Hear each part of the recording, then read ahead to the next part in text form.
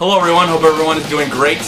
Today I saw the directorial debut of Jon Stewart. The film is called Rosewater, and I was quite surprised when this film was actually announced that it was actually going to be directed by Jon Stewart, because you figure, even though he does dabble in politics, he takes a more comical spin with The Daily Show, and I enjoy The Daily Show. I don't watch it on a religious basis, but I've been a fan of Jon Stewart for a long time now, and I remember I've seen him television and movies and stuff, but I remember when he had a TV show, a talk show on MTV that didn't last very long, but I've known of him for a long time now, and I never thought that he would actually do a political drama as the first film he would ever actually direct.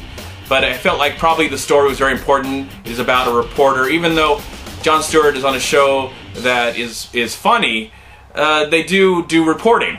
And I felt like maybe with this film, when I was watching it, he felt like he was probably more comfortable with doing his story, even though it was more of a dramatic look at reporting than more of a comical look. Now with this film, it tells the true story of a man, an Iranian man, who's living with his pregnant wife in England, but around 2009, he goes back to Iran to visit his mother. His sister has passed away, his father has passed away, but his mother still lives there. He goes to visit his mother. At the same time, there's this major, important election that is going on that he wants to report on. And while that's all happening, he gets arrested. He gets put into captivity. He gets tortured. He gets investigated. He gets questioned for a very long time, and you have to see what happens when you see the movie. I didn't know much about the story, and neither did I know what the title meant. But once you watch the movie, in the first few minutes, it tells you what Rosewater means. And that was quite interesting. I'd rather not tell it to you right here, rather see the movie and you can find out yourself. For a first-time filmmaker, Jon Stewart has done a great job with this movie. He has proven that he can direct a movie, and I would love to see him actually tackle something more different than this film. Maybe a comical film, or a comedy film, I should say, or an action film. Well, I don't know. I would like to see him tackle something political as well, but a more comical spin, because I felt like he did a great job in his first effort, and he did it with a drama. And that was quite a shock as I was watching the movie. It just looked really great. The setting looked realistic. I don't know where they shot this movie, but they did a good job to capture what it looks like in Iran, what we see in pictures and what we see in the news. I think they did a great job. And this movie stars, I should say, I forgot to say, there's a few stars in this movie. One I can pronounce, I think, and the other one I can't. So the one I can pronounce is the main star. He's the reporter in the film that gets arrested. He is played by an actor by the name of Gael Garcia Bernal, who I've known, not personally, of course, but I've seen him in movies since 2000 when he came out with Amores Perros, and he's been in some great movies like Y Tu Mamá También and some American films that come out, and just a great actor. It was really great to discover him and Diego Luna kind of at the same time during 2000-2001. Really two great actors. And he does a great job in this film, and I feel like if anybody deserves to be nominated for an Academy Award, it's going to be a rough season this year. A lot of stuff's going on. I think he at least deserves to be nominated for Best Actor. He does an exceptional, amazing job.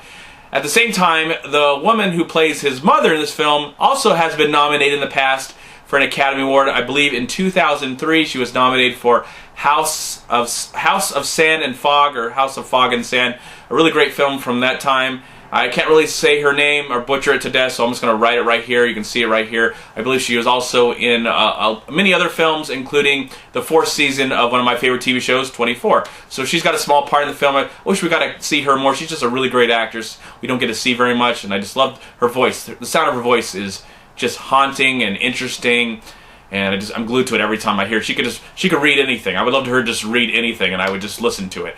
But this is a pretty important film, and it tackles a lot of interesting subjects that, again, I wasn't aware of. I wasn't aware of this individual, and I felt like I learned something tonight. Again, the movie is well made, it's well written. It's based on a book, but the movie is written and directed by Jon Stewart. And again, right now, he proves here that he can actually pull it off. He can direct a film. Not only is he's one of the best hosts of political commentary, in the comical form, of course, but also he's hosted the Oscars and stuff like that. But he is a good director, and I think I would love to see him just even get better than this. I think this is a great film. To be your first film, I'd be proud of this film. I hope John is proud of this film. I bet he is. And I would love to see him tackle another kind of genre. It can be a true story or not. You know, do a comedy or an action movie or some sort of a horror movie. Wouldn't you like to see a horror movie from Jon Stewart? Now, after watching this, I would, because this movie was quite horrific at times.